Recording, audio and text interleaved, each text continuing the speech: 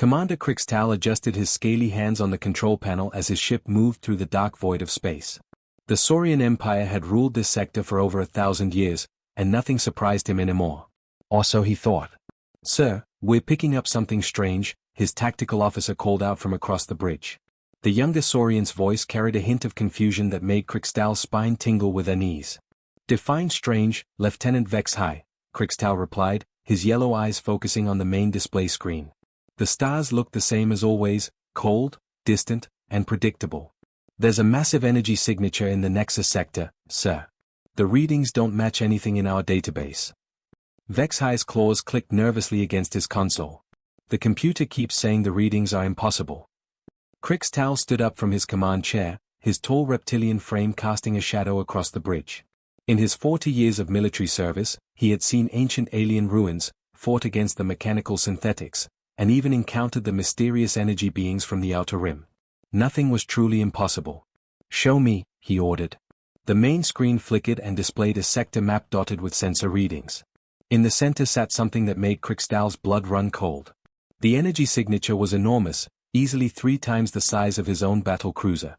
But that wasn't what worried him. What worried him was the way the energy moved. "Sir, the signature keeps changing," another officer reported from the science station.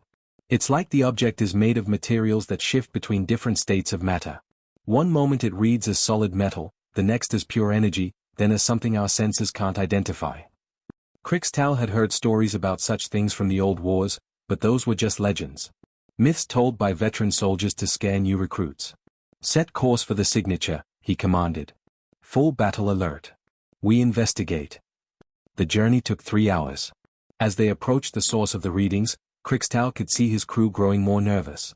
The ship's computers kept giving conflicting reports about what lay ahead. Some scans showed empty space. Others detected a massive vessel. A few readings suggested something that existed partially in another dimension. "Visual contact in 30 seconds, the navigation officer announced.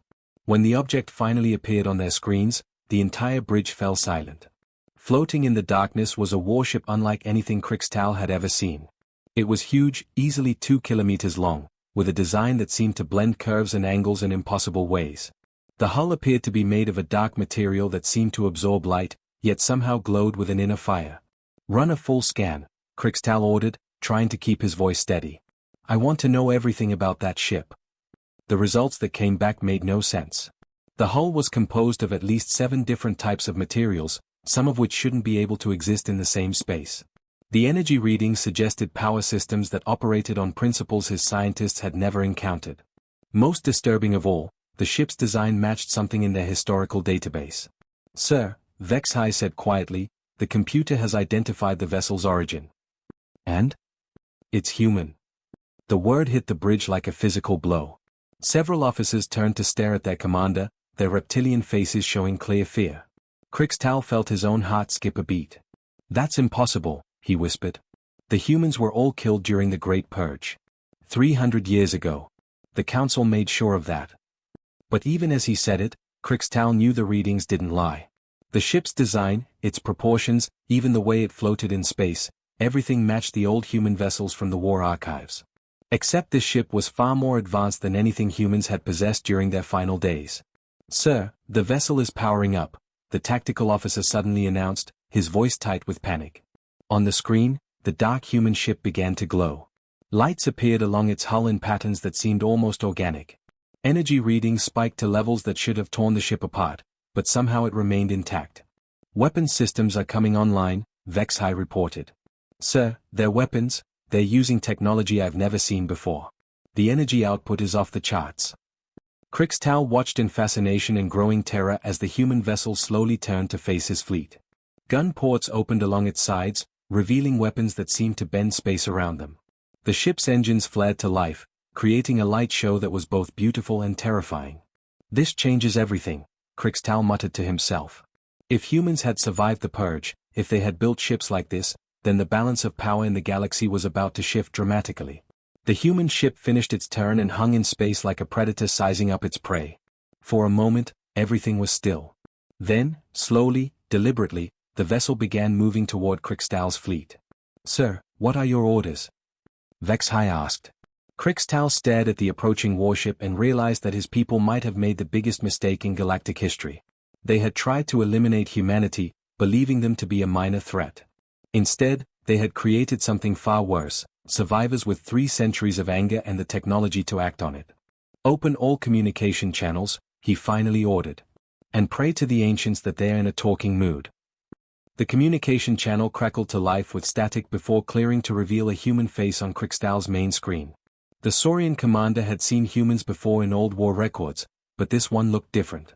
Older, harder, with lines around his eyes that spoke of years spent in darkness. "This is Captain James Mitchell of the United Earthship Defiance," the human said in a calm, steady voice. "You are trespassing in human space." Crixtal's translator worked quickly to convert the ancient human language, but the meaning was clear enough. Behind the captain stood a woman with red hair tied back in a military style. Her green eyes watched the Saurian crew with the same cold calculation as her captain. "I am Commander Crixtal of the Saurian Empire," he replied, trying to keep his voice from shaking. "Your people were declared extinct 300 years ago. How is this possible?" Captain Mitchell smiled, but there was no warmth in it. "You declared us extinct, Commander. There's a difference. Some of us survived your great purge. We've been busy ever since." The woman stepped forward slightly. "I'm Commander Rebecca Stone," she said. "We've been waiting a long time for this moment." Crixtal felt a chill run down his spine. The way she said waiting made it sound like they had been planning something terrible. "Waiting for what?" "For you to find us," Mitchell answered. "Or rather, for us to let you find us. The Defiance isn't hiding anymore because we don't need to hide." Through his ship's sensors, Crixtal could see more details about the human vessel. The hull seemed to shift and change as he watched, like it was alive. Parts of it appeared to be made from crystalline quantum metal, a material his own people used in their most advanced ships. Other sections showed the telltale energy patterns of Etherian phase technology. "How did you get our technology?" he demanded. Mitchell's expression grew darker. "We studied everything. For 300 years, we picked apart every piece of alien tech we could find. We learned from every species that tried to kill us."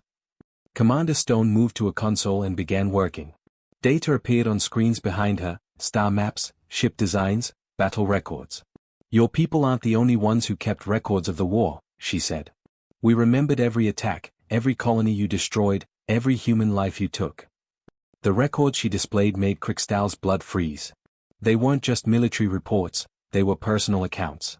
Names of human families killed in Saurian raids. Children who died when their worlds were bombed. Entire cities wiped out by his people's weapons. "You kept track of all that?" he asked quietly. "Every single death," Mitchell confirmed. "We taught our children the names of every person we lost. We made sure they understood what happened to their people." As the conversation continued, Crixtal began to understand the terrible truth. The humans hadn't just survived, they had evolved. The scattered survivors had somehow found each other and worked together in ways no other species had managed. "The ship you see before you," Stone explained, "combines technology from 17 different alien races. Your quantum armor, Etherian phase drives, mechanoid adaptive systems, Corvan weapons, even some tech from species you probably don't know exist." "That's impossible," Crixtal protested. "Those technologies don't work together.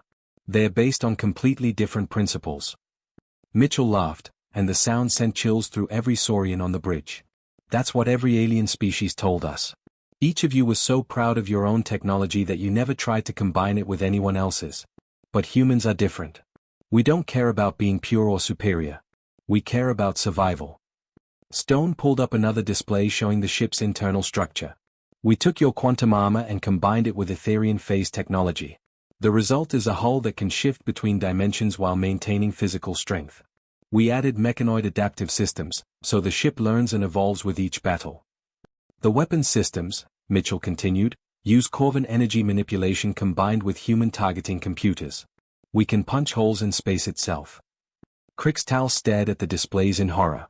What the humans had created shouldn't be possible. Every alien species had tried similar combinations before and failed. The technologies were simply too different. "How?" he whispered. "Because you all think the same way," Stone answered. "Each species believes their way is the only right way. Humans learned long ago that there's usually more than one solution to any problem." Mitchell stepped closer to the screen.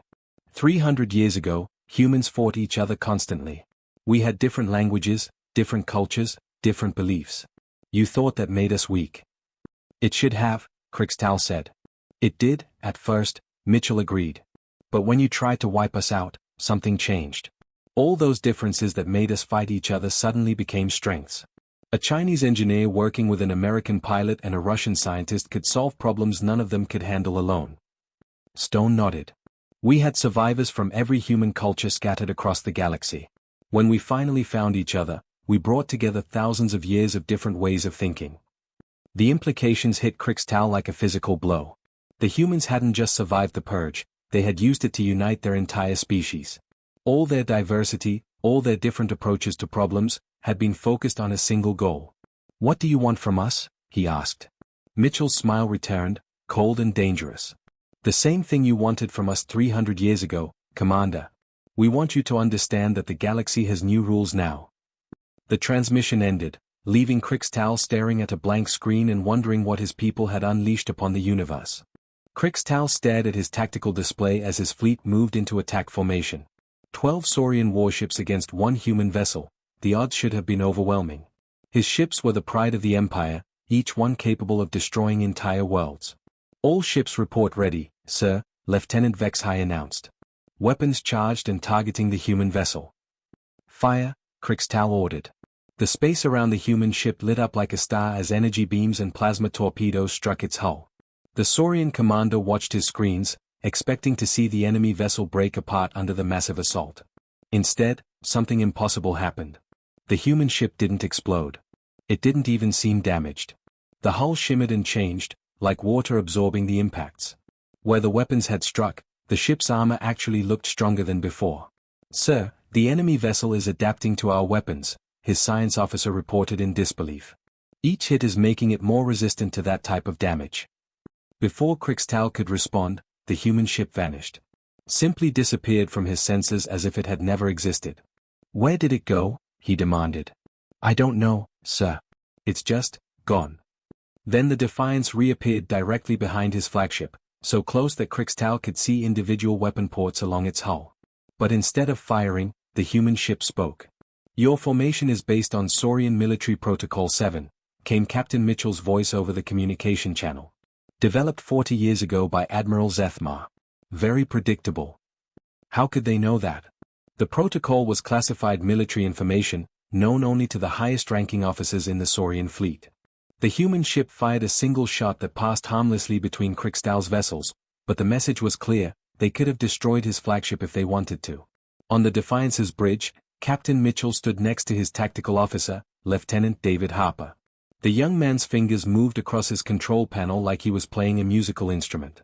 They're regrouping into Formation Delta 9, Harper reported. Just like the manual says they should.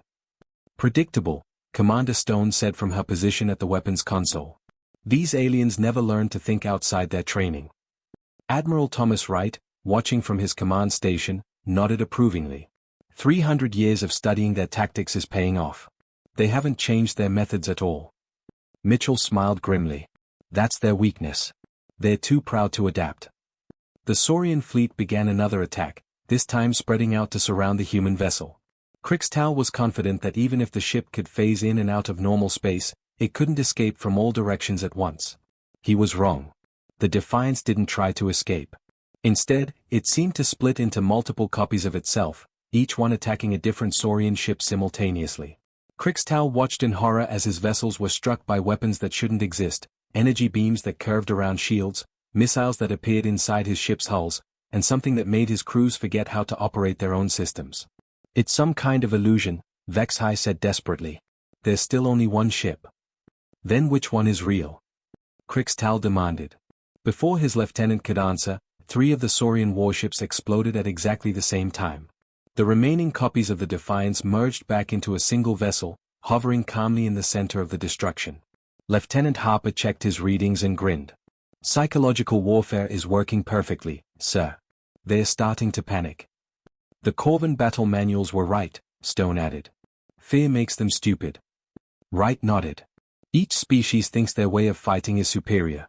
They never studied how others think during combat. Mitchell opened a communication channel to the remaining Saurian ships. You're fighting like Saurians, he said. Honorable, straightforward, predictable. We learn to fight like humans. What does that mean? Crixtal demanded. It means we cheat, Mitchell replied simply. The defiance vanished again, but this time Crixtal was ready. He had his ships fire in all directions, hoping to hit the human vessel wherever it reappeared. The tactic might have worked against any other opponent, but humans had learned to fight dirty during their centuries of hiding. The ship didn't reappear where Crixtal expected. Instead, it materialized inside the formation of his own vessels, using them as shields against their own weapons' fire. 2 more Saurian ships were destroyed by friendly fire before Crixtal could order his fleet to stop shooting. This is madness, he whispered. No honorable warrior fights this way. Honor doesn't keep you alive, came Mitchell's voice. Your people taught us that during the purge. The remaining Saurian vessels tried to retreat, but the human ship was everywhere at once. It appeared above one vessel to disable its engines, then instantly moved to another ship to destroy its weapons. Each attack was precise, calculated, and designed to cause maximum psychological damage to the survivors. Within minutes, only Crixtal's flagship remained intact. The Defiance floated in front of them, completely undamaged despite facing an entire fleet. How? Crixtal asked over the open channel. Harper looked up from his console at Captain Mitchell. Should I tell him about the dimensional shields, sir? No, Mitchell replied. Let him wonder. Fear of the unknown is more powerful than fear of the understood. Wright stepped forward. Commander Crixtal, you have a choice. Surrender your vessel, or join the rest of your fleet. Looking around at the wreckage of his once proud warships, Crixtal realized that his people had created something far worse than they had imagined. The humans hadn't just survived, they had learned to fight in ways that made traditional military thinking obsolete. We surrender, he said quietly, knowing that this battle would change the galaxy forever. Admiral Veltaran of the Etherian Collective stood before the massive holographic display in the Galactic Council's emergency chamber. The other representatives sat in stunned silence as reports flooded in from across known space. Each message brought worse news than the last. The Saurian fleet in the Nexus sector has been destroyed, she announced to the assembled delegates. One human vessel defeated 12 of their best warships without taking any damage. Prime Executor Zalmoth, the insectoid leader of the council, clicked his mandibles nervously. How many human ships are we dealing with? 10? 20? Veltaran's blue-skinned face grew pale as she read the next report.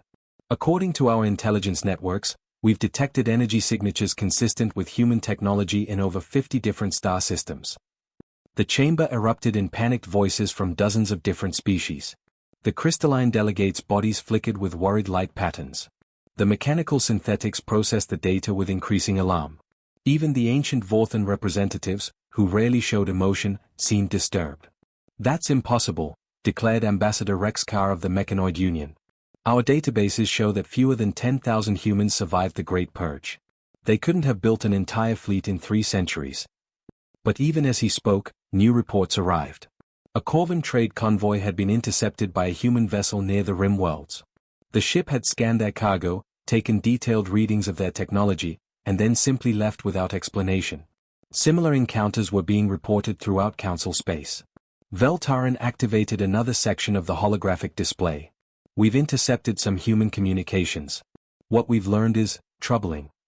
The recording began with a familiar voice, Captain Mitchell from the encounter with the Saurians. But he wasn't alone.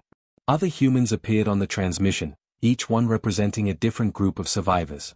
The Defiance prototype performed better than expected, Mitchell was saying to a woman with short black hair. All systems integrated perfectly during combat. The woman nodded. Excellent, James. The Edinburgh team has finished construction on the Retribution. We incorporated the lessons from your battle into the design. Another voice joined the conversation, a man with an accent that Veltaran's translator identified as Australian. The Sydney survivors have completed 2 vessels. The Vengeance and the Reckoning are ready for deployment. More faces appeared on the transmission. Men and women from different human cultures, all working together with frightening efficiency. They spoke of ships with names like Justice, Fury, Redemption, and Wrath. Each vessel incorporated technology stolen or adapted from different alien species. How many ships do we have operational now? Asked a woman the computer identified as Lieutenant Emily Watson.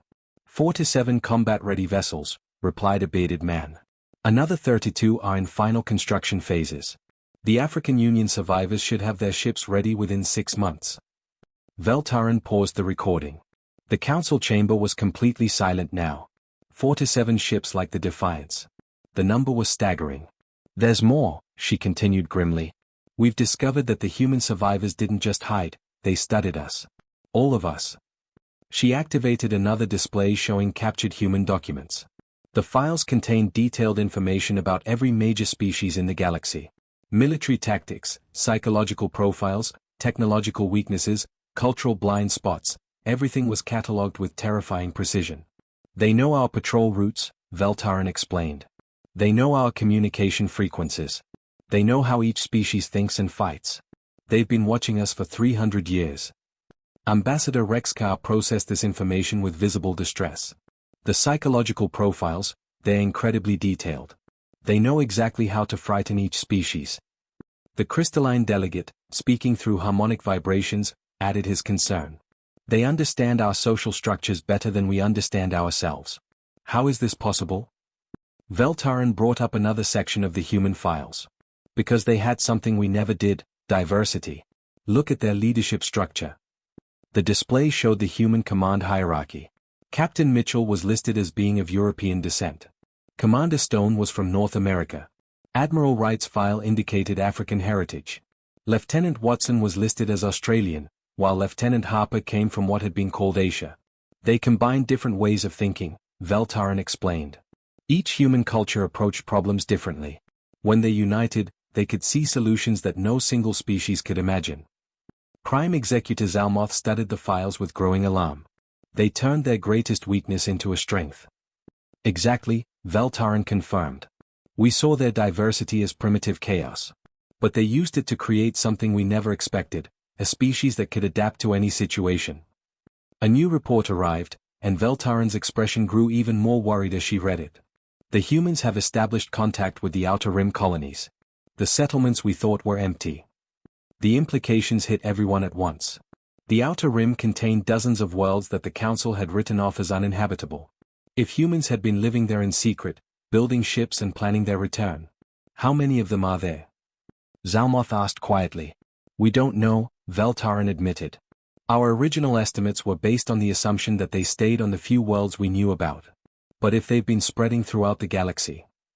Another communication arrived, this one addressed directly to the Galactic Council. Captain Mitchell's face appeared on the main display, but now he stood alongside dozens of other human officers. Behind them, through the viewports of what was clearly a massive space station, hundreds of human ships could be seen. Members of the Galactic Council, Mitchell began, his voice calm but filled with quiet menace. You have 24 hours to respond to our terms. Acknowledge humanity's right to exist and make reparations for the genocide you committed, or face the consequences. The transmission ended, leaving the Council in stunned silence. They had thought the human problem was solved centuries ago. Instead, they had created something far worse, an entire species united by shared trauma and the tools for revenge. The Galactic Council chamber had never seen such chaos. Representatives from dozens of species argued loudly as Captain Mitchell's ultimatum countdown reached its final hours. Prime Executor Zalmoth's mandibles clicked frantically as he tried to maintain order. We cannot negotiate with terrorists, declared Ambassador Rexkar, his mechanical voice cutting through the noise. The Mechanoid Union has never surrendered to inferior species. Admiral Veltaran studied the latest intelligence reports with growing dread. Inferior? Our scouts have identified over 200 human vessels positioned throughout Council space. Each one is more advanced than anything in our fleets. Impossible numbers, insisted the crystalline delegate, his body flickering with agitated light patterns. Where could they have hidden such a fleet? The answer came in the form of a new transmission. Captain Mitchell appeared on the main display, but this time he stood on the bridge of a space station so massive it dwarfed entire moons. Through the viewports behind him, human warships stretched as far as the eye could see. Greetings, Council members, Mitchell said calmly. I see you're having trouble making a decision. Perhaps this will help. The display switched to show tactical readouts from across the galaxy. Human ships had appeared simultaneously at every major Council installation. Trade routes, military bases, communication hubs, manufacturing centers, all were now under human surveillance. Admiral Wright stepped into view beside Mitchell. We're not here to destroy everything, he explained. We're here to make a point. Commander Stone joined them, her red hair catching the light from the command displays. 300 years ago, you decided our species was too dangerous to exist. Today, we're showing you what dangerous really looks like. On the Council homeworld, alarms began wailing. Veltaran's communication panel lit up with emergency reports. They are jamming our communications, she announced in panic. All military frequencies are down. Lieutenant Harper's voice came through the transmission. We're not jamming anything, Admiral. We're just using your own security codes against you. Codes we learned during 3 centuries of hiding in your shadows. The young human officer brought up a display showing the Council's own communication network.